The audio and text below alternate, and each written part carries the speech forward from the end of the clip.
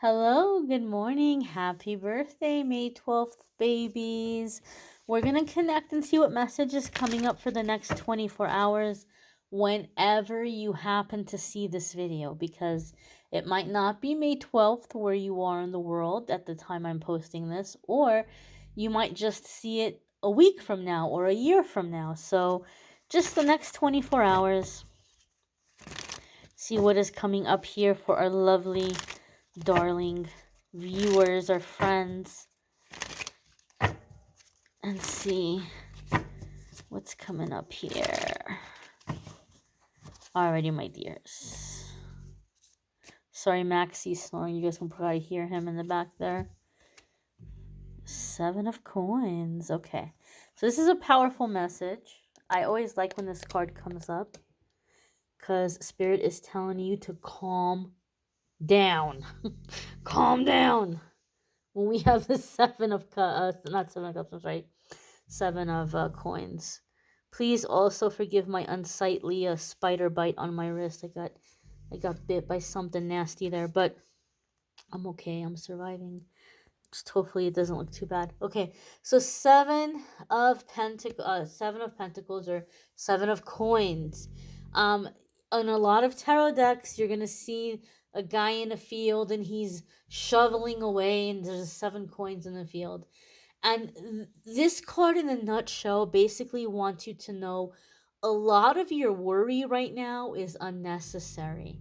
Okay, you might be worried that things are not happening fast enough, and you're like, I'm putting all of this work into something, I'm putting all this blood, sweat, and tears into something, and it's just not moving forward, and it's just not popping, and maybe I'm on the wrong path, or I just can't rest till this gets moving, and we keep pushing, pushing, pushing, pushing, pushing, pushing, pushing. 7 of coins says, look, you've been doing a really good job, you've been working really hard, and you're going to reap a harvest.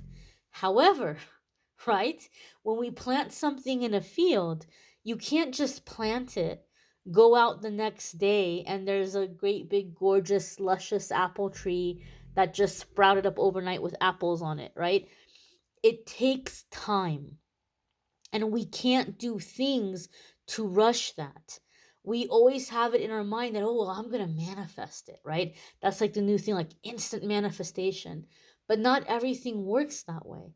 We can't, we're living in a physical realm. Yes, we're spiritual beings. Yes, we can manifest. Yes, we can influence the physical reality that we're experiencing. But some things we cannot alter. Okay, some things we cannot alter, right? If you put together the best ingredients, finest quality ingredients that you can find, to make a cake, and you mix it all up, and you put great care into it, and you put it in the oven, but you're in a hurry, like, I can't wait, I gotta have this cake ready. I don't have 45 minutes to an hour to wait, so I'm gonna put the oven as high up as it goes. I'm gonna put it on broil. What's gonna happen to that cake you worked so hard on?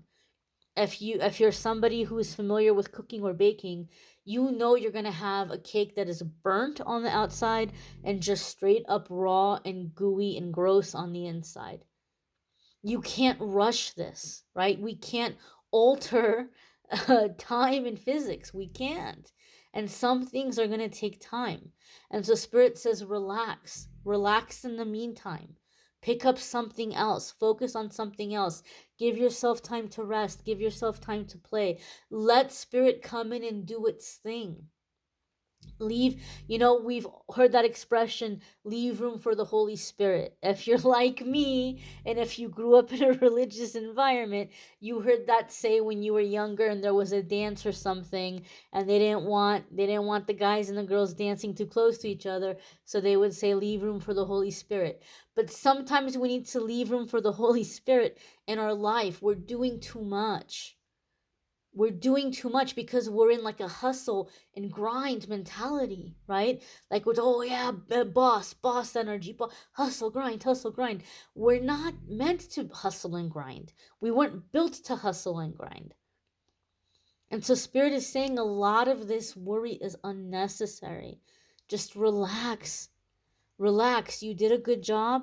Keep tending to it. keep watering your crops, and they're going to come up in due time.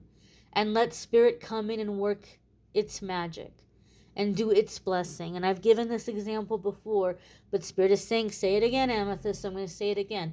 If I had you over at my house and I was preparing a meal, and you're like, oh, let me help you, right? And I'm like, oh yeah, well, I'm just doing this here on the stove. I haven't had a chance to make the salad yet. You can get the salad going for me.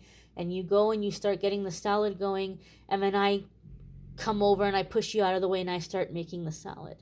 And you're like, oh, okay, well, then I guess I'll go do whatever she was doing at the stove. And the second you go over to the stove, I go over there and I start working the stove. I have to leave space for you to help me. I can't just be running around trying to do everything. I have to leave space for you to come in and help me. And it's the same way with spirit. We have to leave space for spirit to come in and help us. And some of you may have people in your life that are trying to help you and you're getting frustrated with them. You may have a spouse or a significant other or children who are like, well, let me help you, mom, let me help you, dad, or let me help you, honey, let me help you, sweetie. And you get so frustrated because they don't do it the way you would have done it. And you're like, this is why I have to do everything myself, right? But do you really have to? At the end of the day, is it easier to accept the help that you're receiving just to have one less thing for you to worry about, even if it's not done to specifications, even if it's not done the way you would have done it? If somebody's going to step in and help you make the salad, but you don't like the way they're cutting up the tomato because that's not the way you cut up the tomato, at the end of the day, is that really going to matter on your deathbed? When that time is there and you're in your last final moments, are you going to go, that son of a... I can't believe the way he cut that tomato. It ruined everything. It ruined everything. Are you going to care about that tomato in that last moment? No, you're not. Are you going to care about which cabinet the coffee mugs went in on those last moments on your deathbed? You're not. So there are some things that we're trying to control or we're trying to make perfect that don't need to be. So allow space for spirit to come in. Allow space for the people who love you and care about you to come in and to help. And know and understand that you've done a good job. You've planted some really great seeds here on really great soil, and they're going to grow over time. Especially if you're somebody who's working on something in terms of self-employment. And you may get very frustrated and you may say, like, I don't understand, I'm doing everything, but the business isn't coming in. The referrals aren't coming in. I'm doing everything I can do, but they're not coming in. As someone who's self-employed, I can promise you this. You're going to have people coming to you from an event or something that you did 5 years from now. And you might say, well, that's not going to do me any good. Eventually it is, because you'll have lulls and those little stragglers will come in and they'll fill up the lulls. They'll fill up the empty spaces on your calendar. I still till this day will get an email from someone and says, oh, you did a reading for me at a fair that I attended, 6 years ago, and I've been meaning to get a reading from you, but I'm calling the phone number, it's disconnected. I'm going to the website, it's down. I'm hoping this email address I can connect with you. And I'm like, yep, I still at least have the email address. You can go to Calendly and you can schedule with me. Or people will be like, you gave a reading to my cousin, 3 years ago. It's gonna come in over time, and I know that might sound super discouraging, but it's not gonna be. The same way that a farmer plants a field, and so it's gonna be like, well, here for this season I've got oranges for this season, and then I've got plums for that season, and then I've got watermelons for that season, right? It's gonna come in and fill up the seasons, and that's how we get consistent business. So just be patient and give yourself time to rest, give yourself time to play, give yourself time to maybe start another iron to put into the fire. But don't obsess.